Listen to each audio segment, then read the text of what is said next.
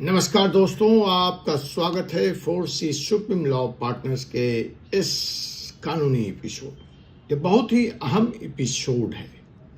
अगर मैं आपसे पूछूं कि जज और पुलिस, तो क्या पुलिस को जजेस के गिरेबान पर हाथ डालने का अधिकार दिया जा सकता है इस लोकतांत्रिक व्यवस्था में? पुलिस का काम कानून की रक्षा है, करना है, आरोपी बनाना है, अपराध हुआ या नहीं हुआ सजा देने का काम, ट्रायल चलाने का काम जजेस का है। ठीक है, अब जज में और पुलिस में, क्या पुलिस जजेस के गिरावान पे हाथ डालेगी? ठीक है, इक्वलिटी बिफोर लॉ। जजेस गलत हैं तो कार्रवाई होती है, हुई है, आपने देखा है, जजेस भी जेल गए। लेकिन रोजमर्रा की जिंदगी में अपना काम करने के लिए आप चूंकि जज के एक फैसले से खुश नहीं है, पुलिस व्यवस्था, इन्वेस्टिगेशन एजेंसी, तो क्या आप उसके गिरबान पे हाथ डाल देंगे?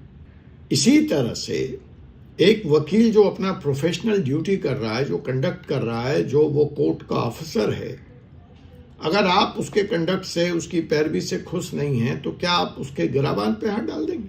क्या आप उसको उठा करके हवालात में डाल देंगे? क्या आप उसको पिस्टल दिखाएंगे? क्या आप उसको समन करेंगे?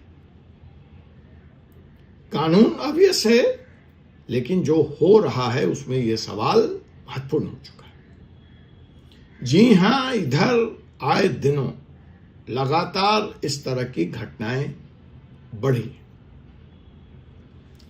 तो आज का यह जो वीडियो है इसी सवाल पर है, why Indian lawyers are being treated like criminals. वकील को ही अपराधी की तरह ट्रीट करने की यह जो नई कवायद ईडी, सीबीआई, लोकल पुलिस ने शुरू की है, so ED, CBI, police versus advocate का यह मुकदमा। मैंने कहा जज, अरे भाई, यही एडवोकेट तो एक दिन जज भी बनते हैं, और कल को जज साहब जब जज नहीं रहते तो वापस वकील ही तो बनते हैं। तो फर्क ज्यादा नहीं है कि आज आप कह रहे हैं कि हमने तो जजेस को कुछ नहीं कहा है, वकील पे हाथ डाला है। तो आप कितनी दूर रह गए हैं जजेस से?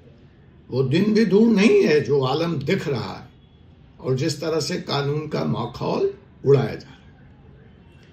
जी हां, एक ऐसी घटना दिल्ली के सटे नोएडा से, घटनाओं की तो लंबी फहरिस्त है, लेकिन ये ताजी है, इसलिए इसकी चर्चा करके इस वीडियो की, इस एपिसोड की मैं शुरुआत करना चाहता हूं।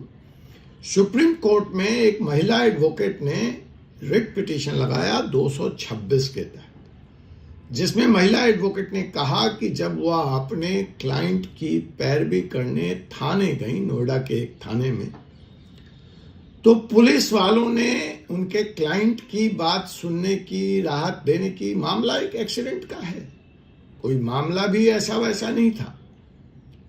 महिला एडवोकेट की गाड़ी किसी न्यूज मीडिया चैनल के जानने वालों की गाड़ी से टकरा गई थी और महिला एडवोकेट इसी बारे में मुकदमा दर्ज कराना चाहती थी, मतलब महिला एडवोकेट की क्लाइंट।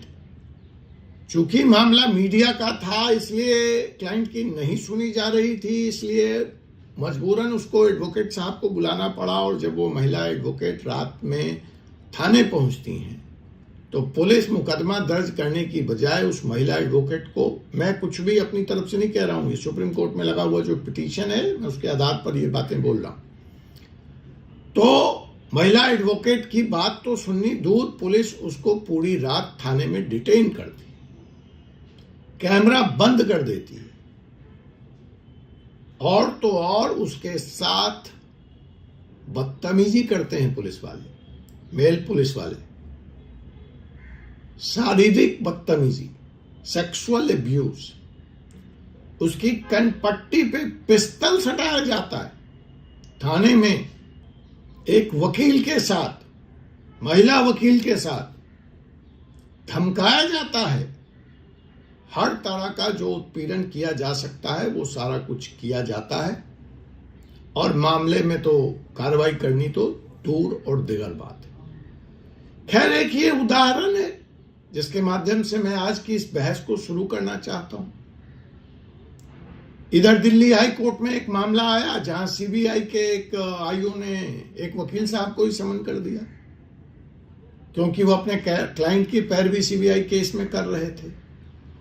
अरविंद दातर का मामला और हमारे एओआर सुप्रीम कोर्ट का मामला तो जग जाहिर है, जिसमें ईडी ने उन दोनों को ही पार्टी बना दिया, समन कर लिया। उस समय के तत्कालीन भारत के मुख्य न्यायाधीश गवई साहब ने सुओ मोटो एक्शन लिया, निर्देश जारी किया। उसके बाद की ये दो घटनाएं, तो क्या अब इस देश में सुप्रीम कोर्ट की भी नहीं चल रही? क्या इस देश की इन्वेस्टिगेशन एजेंसियां सुप्रीम कोर्ट से भी ऊपर हो गई हैं?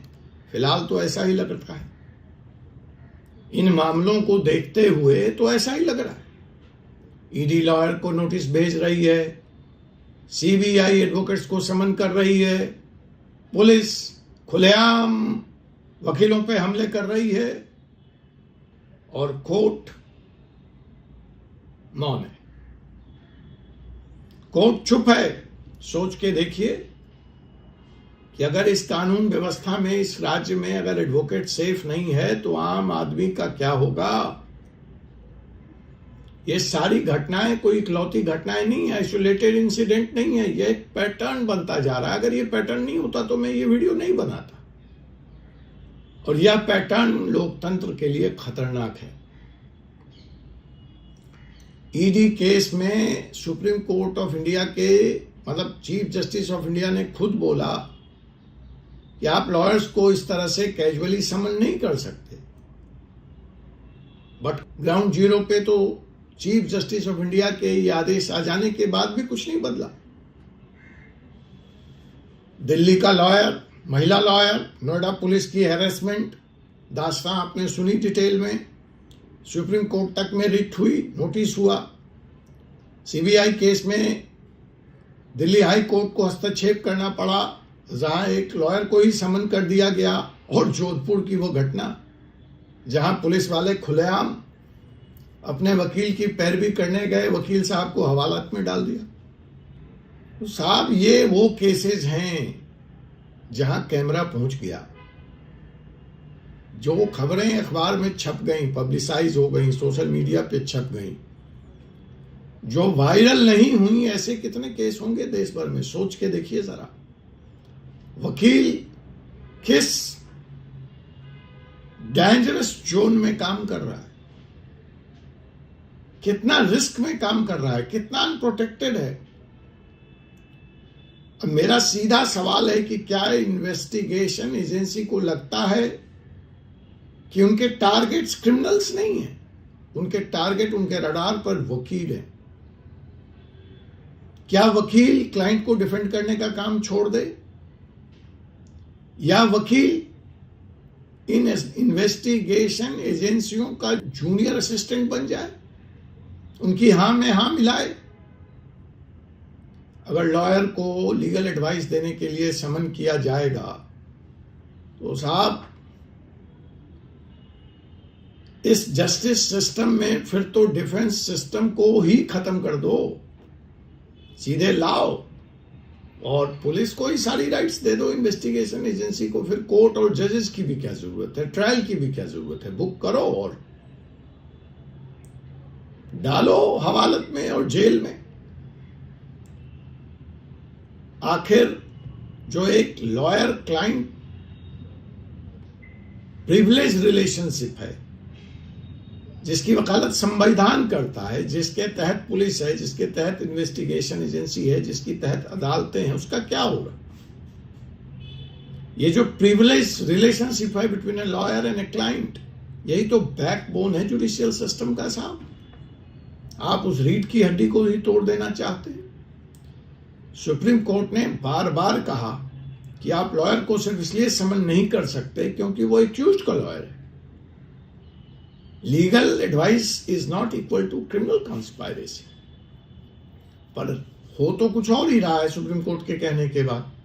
पावर जो है, जो वेस्टेड है इन अधिकारियों के हाथ में, वो प्रोसेस से ऊपर है। और प्रोसेस पनिशमेंट बन रहा है। और यहीं पे आके असली टकराव, असली कॉन्फ्लिक्ट शुरू होता है। अब सवाल है कि अचानक ऐसे केसों की बाढ़ क्यों आ गई देश में, ऐसा क्यों हो रहा है? तो इस वक्त जो देश में माहौल है वो ओवर एग्रेसिव इन्फोर्समेंट कल्चर का है। इस हाथ जो मैंने लिख दिया, जो मैंने कह दिया, जो एफआईआर में है, वही अंतिम सत्य है। और उसके बाद है समन कर लो, बुला लो पहले, फिर जस्टिफाई करते रहेंगे हम। कोई डर नहीं है अदालतों का, नो फियर ऑफ अकाउंटेबिलिटी। इस गलत समन देने की कॉन्सिक्वेंसेस क्या होगा? एडवोकेट्स इसके फर्स्ट टारगेट बन रहे हैं, सॉफ्ट टारगेट बन रहे हैं, क्योंकि लॉयर रजिस्ट करेगा, वो हाथापाई मारपीट पे तो नहीं उतर सकता। पुलिस प्लस एजेंसी, और उसमें अदालतों की, खास करके छोटे अदालतों की, चीफ जुडिशियल मैजिस्ट्रेट लेवल के अदालतों की जो मौन रहने की नई परिपाटी और प्रक्रिया शामिल हो गई है, वह काफी चिंताजनक है। Advocate is equal to constitution. Advocate संविधान को रिप्रेजेंट करता है और कानून को रिप्रेजेंट करता है। वो कानून जो किताबों में है, जो ब्लैक एंड व्हाइट में है। आज लॉयर को समन किया जा रहा है, कल जज साहब के क्लर्क को बुला लिया जाएगा। वो दिन दूर नहीं है अगर ये यहां नहीं रुका तो। और परसों जजमेंट लिखने वाले जज से ही सवाल पूछा जाएगा। वैसे ऐसा हो रहा है, ऐसा हो रहा है, लेकिन यह खतरनाक है। जो हमारा इतिहास है वो हमें यह बताता है, यह याद रखने की जरूरत है कि जब डिफेंस सिस्टम वीक होता है, वहीं से तानाशाही का दौर शुरू होता है। जब विरोध के स्वर मध्यम पड़ते हैं तो तानाशाह पूरी आवाज में चिल्लाता है। इसलिए यह मुद्दा सिर्फ वकीलों का नहीं है, यह भारत के स्वतंत्रता, स्वाधीनता, लोकतंत्र और जनता का भी। अब सवाल है कि इस माहौल में जब हम इस सच्चाई को मान ले रहे हैं, स्वीकार करने को तैयार हैं, तो क्या होना चाहिए? कानून तो बहुत कुछ कहता है, लेकिन इसको प्रभावी कैसे बनाया जाए, तो उसके लिए बार बार एडवोकेट प्रोटेक्शन लॉ लाने की बात इस देश में की जा रही है, लेकिन अभी तक इस बारे में कोई ठोस कदम नहीं उठाया गया। एससी को बहुत क्लियर गाइडलाइंस बनाने होंगे और उसकी एक्सक्यूटेशन, उसका पालन सुनिश्चित करना पड़ेगा। नहीं तो एससी रोज यहां से बोलती रहेगी और नोएडा में बगल में कांड होता रहे। इलीगल समन के लिए डिपार्टमेंटल एक्शन होना चाहिए, कंटेम्प्ट होना चाहिए ऐसे अफसरों का, ऐसे आईओज का। और अगर ऐसा नहीं हुआ तो आज मैं एडवोकेट के लिए बोल रहा हूं, लेकिन कल शायद कोई एडवोकेट किसी के लिए नहीं बोलेगा। क्योंकि अगर एडवोकेट की आवाज ही डरा दी गई तो आपकी बारी बस समझिए आने ही वाली है। Rule of law survives only when those who defend it are protected. कानून की रक्षा तभी हो सकती है जब कानून के रक्षक को प्रोटेक्शन दिया जाए। अगर आप मेरी बात से सहमत हैं तो इस वीडियो को शेयर कीजिए। डिबेट चाहिए इस विषय पे, मुझे चुप्पी नहीं चाहिए।